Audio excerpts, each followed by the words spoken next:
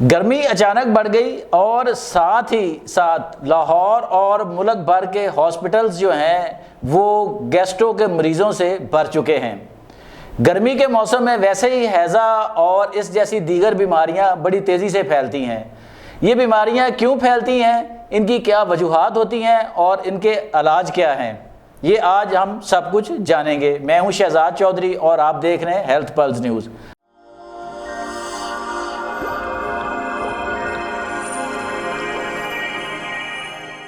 ہمارے ساتھ اسٹوڈیو میں موجود ہیں سینئر طبیب سید مشرف علی زیدی، آئیے ان سے بات کرتے ہیں۔ حکیم صاحب، گرمی میں ہیضہ اور پیٹ کی جو دیگر بیماریاں ہیں یہ اچانک کیوں پھیل جاتی ہیں، اس کی وجہ کیا ہے؟ بسم اللہ الرحمن الرحیم، اللہم صلی اللہ محمد وعلی محمد۔ شہزاد بھائی، گرمی آنے سے پہلے بھی یہ بیماریاں موجود تھیں۔ اچھا، گیسٹرو، ہیضہ، دست اور پیٹ کے دیگر امراض بھی موجود ہیں، لیکن گرمی آتے ساتھ ہی اس میں اضافہ کیوں ہو جاتا ہے؟ پہلی وجہ تو اس کی شہزاد بھائی یہ ہے کہ اس گرمی آتے ساتھ ہی جراثیم بڑی تیزی سے بڑھنا شروع ہو جاتے ہیں، یہ ملٹی پلائی ہونا شروع ہو جاتے ہیں۔ دوسری اس کی بڑی وجہ پانی ہے۔ اب حیران ہوں گے، زیادہ پانی پینے سے بھی دست، ہیضہ، قے اور گٹ ہیلتھ خراب ہو رہی ہوتی ہے، اور کم پانی پینے سے بھی ڈی ہائیڈریشن ہو رہی ہوتی ہے، اس سے بھی ہیضہ، دست اور قے آ رہی ہوتی ہے۔ اچھا، جو گیسٹرو اس وقت بے قابو ہوا ہے اور ہاسپٹل بھر رہے ہیں، اس میں دو وجوہات بڑی اہم ہیں۔ پہلی وجہ تو ڈائپر کا استعمال ہے، جیسے ہم پہلے بھی ایک پروگرام میں کر چکے ہیں۔ اسی چینل میں ایک پروگرام موجود ہے جس کے اندر اسباب، علامات اور علاج پر ڈسکشن کی ہوئی ہے۔ لیکن یہ جو وبائی گیسٹرو جو اس وقت پھیلا ہوا ہے، اس کے لیے میں آج ایک جادوئی قہوہ لے کر آیا ہوں۔ اس سے پہلے دو تین چیزیں ایسی ہیں جن کو ہم ناظرین سے گزارش کریں گے کہ وہ اپنی غذا میں شامل کر لیں حفظ ما تقدم کے طور پر۔ حفظ ما تقدم کے طور پر غذا میں سرکہ، پیاز اور پودینہ شامل کیجئے۔ اچھا، اور پودینہ کو آپ جس طرح سے لینا چاہیں آپ کی پسند کے مطابق لازمی لیں۔ اس کی چٹنی بنا کے لے سکتے ہیں، اس کا شربت بنا کر لے سکتے ہیں، اس کو آپ قہوہ کی صورت میں لے سکتے ہیں، سالن کے اوپر گارنش کر کے لے سکتے ہیں۔ پیاز کو آپ سلاد کے طور پر استعمال کر سکتے ہیں، اس کو فروٹ سیلڈ کے اندر، فروٹ چاٹ کے اندر استعمال کر سکتے ہیں، اور تھوڑا سا الگ سے سالن میں شامل کر سکتے ہیں۔ اچھا، سرکے کے حوالے سے عرض ہے کہ سرکہ آرگینک ہو تو بہتر ہے۔ بازار میں ملنے والا سفید سرکہ نہیں ہے، وہ اس کے اوپر بھی لکھا ہوتا ہے سنتھیٹک۔ اس کے علاوہ اہم بات ہے گیسٹرو کے حوالے سے، وہ پرہیز علاج سے بہتر ہے۔ اگر خدا نخواستہ ایک گھر میں کوئی گیسٹرو کا پیشنٹ آ گیا تو سب کے سب صابن سے ہاتھ دھونا معمول بنا لیں اپنا، اچھا، بار بار۔ اس کے علاوہ سب کا پانی جو ہے وہ صاف کر دیں۔ لاہور، کراچی اور جو میٹروپولیٹن سٹیز جتنے بھی ہیں، پانی بہت آلودہ ہے۔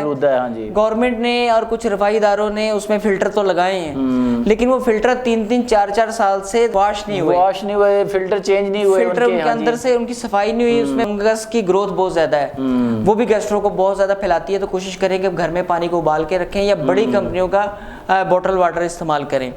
اس کے علاوہ نرم اور تازہ اور صاف غذا استعمال کریں۔ اچھا، نرم یعنی کہ ثقیل اشیاء سے پرہیز کریں، صاف غذا لیں اور تازہ لیں۔ یعنی کہ آج ابھی جو سالن پکا ہے اس کو دوپہر کو کھا لیا، رات کو کھا لیا، کوشش کریں کہ فریج میں نہ رکھنا پڑے۔ اچھا، تو اگلے دن سے پھر دوبارہ نیا سالن لیں۔ تیزابیت پیدا کرنے والی تمام اشیاء جو ہے وہ بند کر دیں۔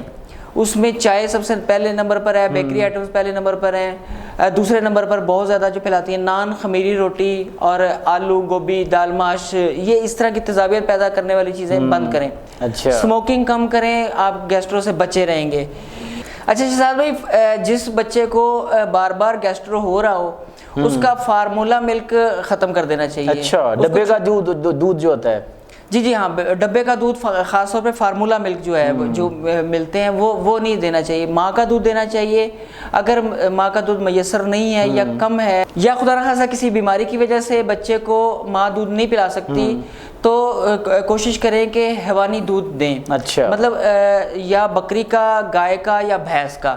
اس میں ایک اور اہم چیز جو ہے وہ انسانی فضلے کو ٹھکانے لگانا ہے شہزاد بھائی۔ اچھا، نہیں وہ تو مشرف بھائی بڑے شہروں میں ملٹی ہو جاتا ہے، فلش آؤٹ ہو جاتا ہے، اس کا بھی ایشو بنتا ہے کوئی؟ جی فلش آؤٹ ہوتے وقت بھی وہ ہزاروں لاکھوں کی تعداد میں جراثیم پھیلا چکا ہوتا ہے۔ اچھا، فلش پراپر صاف نہ کرنا، باتھ روم پراپر صاف نہ کرنا، اور بڑی وجہ ڈائپر ہے۔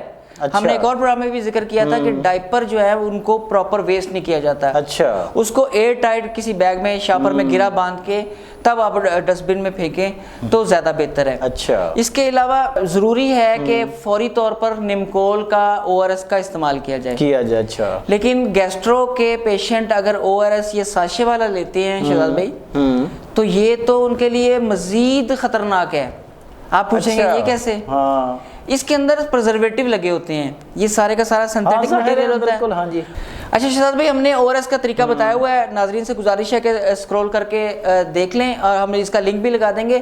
آخر میں جادوئی قہوے کا نسخہ نوٹ کر لیں، یہ بچوں کے لیے، بڑوں کے لیے، بزرگوں کے لیے، مردوں کے لیے، عورتوں کے لیے یکساں مفید ہے۔ صرف اس کی مقدار خوراک آپ تبدیل کریں گے، بڑوں کے لیے 1 کپ اور چھوٹے بچوں کو آپ چمچ سے گھونٹ گھونٹ پلائیں۔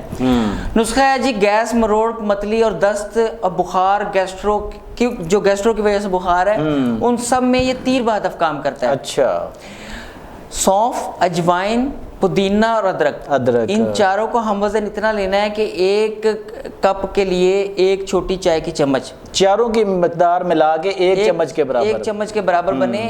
2 کپ پانی لینا ہے، ٹھیک ہے، اور اس کے اندر 1 چٹکی کلونجی شامل کرنی ہے، چینی، گڑ یا شکر اسی میں شامل کر کے اس کو اتنا پکانا ہے کہ وہ 1 کپ رہ جائے۔ اچھا، اس کو بچہ اگر ہے تو اس کو گھونٹ گھونٹ کر کے پلائیں، اور اگر بڑا ہے تو یہ 1 کپ ایک وقت کے لیے کافی ہے۔ اس کو 3 مرتبہ ریپیٹ کریں، صبح، دوپہر، شام۔